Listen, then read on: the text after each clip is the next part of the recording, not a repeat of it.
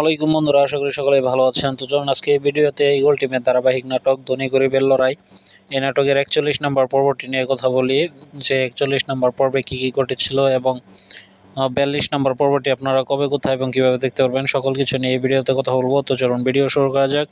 এবং আপনারা দেখছেন এস রিফাত স্টুডিও। তো প্রথমে এই নাটকের প্রথমে আমরা দেখতে পারি যে তাদের বাড়িতে আসে, রিমন তাদের বাড়িতে আসে এবং রিমার সাথে কথা কথা বলে।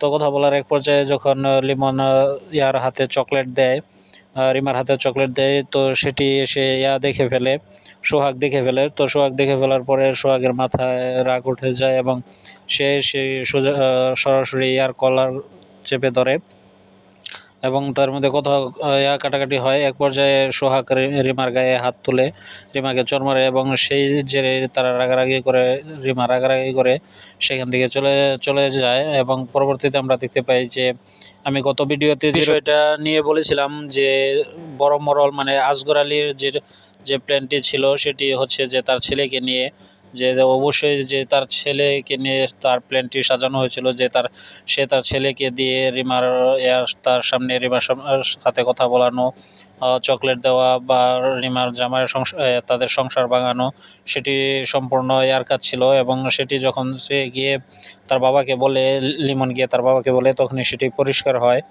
তো এই বিষয়টি আসলে পরবর্তীতে রিমন সেটি নিয়ে মন খারাপ করে যে আমার জন্য একজনের সংসার ভেঙে গেল। তো ওইদিকে আমরা আরেক জিনিস দেখতে পাই যে লোটাস এবং লোটাস যখন লতিফকে জিজ্ঞাসা করে যে সে তাকে ভালোবাসে কিনা, তখন লতিফ বলে যে না, আমি তোমাকে ভালোবাসি না, আমি জাস্ট তুমি আর আমি ভালো বন্ধু এবং আমি অনেক আগেই সুলতানাকে আমার মন দিয়ে ফেলেছি, তো তোমাকে বিয়ে করা বা ভালোবাসা আমার পক্ষে সম্ভব না। তো সেখান থেকে রাগ দেখিয়ে চলে যায় লোটাস। তো এইভাবে এই পর্বটি চলমান থাকে। তো এই আজকের পর্বটি ছিল টানটান উত্তেজনা। এই পর্বটির মধ্যে কোথাও একটি মুহূর্ত আপনি ভেবে ফেলতে পারবেন না, মানে বিরক্তর কোনো থাকে না। তো ভালোই ছিল এই পর্বটি।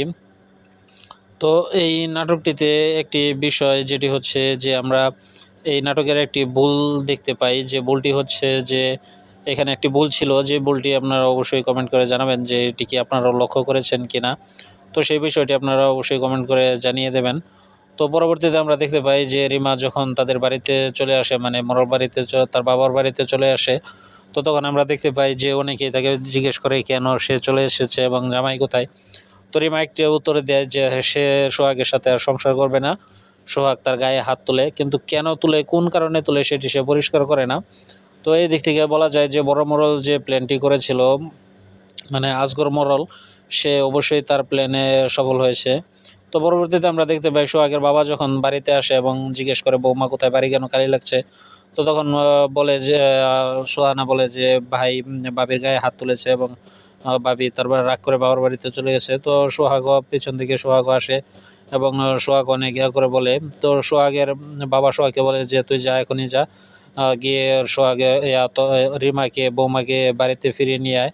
তো সেখান থেকে সে যায় এবং পরবর্তীতে আমরা দেখতে পাই যে আসগর আলী মরল এবং আহসানুল্লাহ মরল তারা কথা বলার এক পর্যায়ে রিমার মা এসে বলে যে রিমা বাড়িতে চলে এসেছে এবং সেইখানে কেন চলে এসেছে এটা জিজ্ঞেস করার পর আহসানুল্লাহ মরল জিজ্ঞেস করার পর রিমার মা বলে যে ওর জামাই তার গায়ে হাত তুলেছে এবং সেই কারণে সে চলে এসেছে।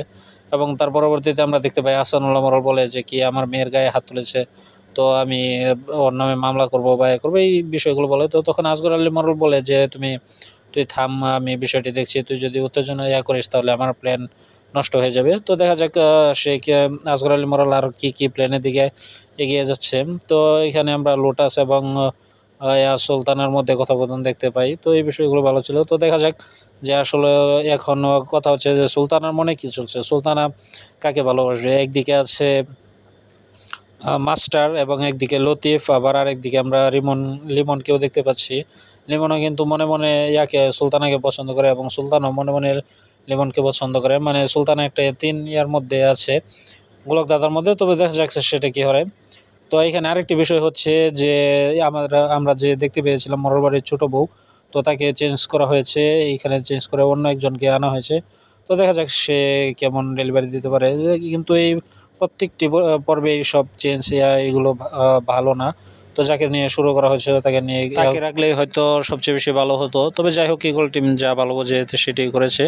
তো আমাদের দেখা ছাড়া আর কিছু করার নাই, বা আমরা সমালোচনা করতে পারি। তো চলুন কথা বলি পরবর্তীতে কি ঘটেছিল। তো পরবর্তীতে আমরা দেখতে পাই সোহাগ, লতিফ এবং তারা যারা ছিল তখন তারা সোহাগ যখন রিমাকে আনতে তাদের বাড়িতে যায়, তো তখন সামনে ইয়ার মরার বাড়ির চাকরা তাদেরকে আটকে দেয় এবং ভিতরে ঢুকতে দেয় না। তো এখানে এই পর্বটি শেষ করা হয় 41 নম্বর পর্বটি, এবং আগামী 42 নম্বর পর্বে আমরা কি কি দেখতে পারবো সেই বিষয়টি নিয়ে কথা বলি। তো আগামী পর্বে আমরা দেখতে পারবো সোহাগ তার বাবাকে গিয়ে বলবে যে রিমার বাড়িতে আমাদের ঢুকতে দেয়নি এবং আমাদের মেরে তাড়িয়ে দিয়েছে, এবং আরও কিছু বিষয় আমরা দেখতে পারবো যে যেখানে আমরা রিমার ছোটো মাকে দেখতে পারবো যে সেই বিষয়টি নিয়ে মাথা ঘামাবে এবং সে করবে। এবং আমরা ওইদিকে এটিও দেখতে পারবো যে রিমার যে দুই ভাবি আছে তারা রিমাকে বলবে যে তখন তো স্বর্ণের মনে করে তাকে বিয়ে করেছিলে। তো দেখা যাক আগামী পর্বে কি ঘটে। তো চলুন কথা বলি আগামী পর্বটি আপনারা কবে, কোথায় এবং কীভাবে দেখতে পারবেন। তো আগামী 42 নম্বর পর্বটি আপনারা পেয়ে যাবেন এই আগামী শনিবার, মানে 5 তারিখ শনিবার দুপুর 3টায় ইগল ড্রামা সিরিজ ইউটিউব চ্যানেলে নাটকটি আপনারা পেয়ে যাবেন। তো এই ভিডিওটি এখানেই শেষ করতে চলেছি। যদি ভিডিওটি আপনাদের কাছে ভালো লেগে থাকে অবশ্যই ভিডিওতে একটি লাইক দেবেন, এবং আমার চ্যানেলে নতুন দর্শক হয়ে থাকলে অবশ্যই চ্যানেলটি সাবস্ক্রাইব করবেন। তো সকলে ভালো থাকবেন, সুস্থ থাকবেন, ধন্যবাদ।